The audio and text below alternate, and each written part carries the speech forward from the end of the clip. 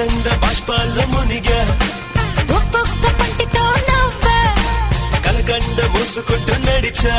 ఒక చీమై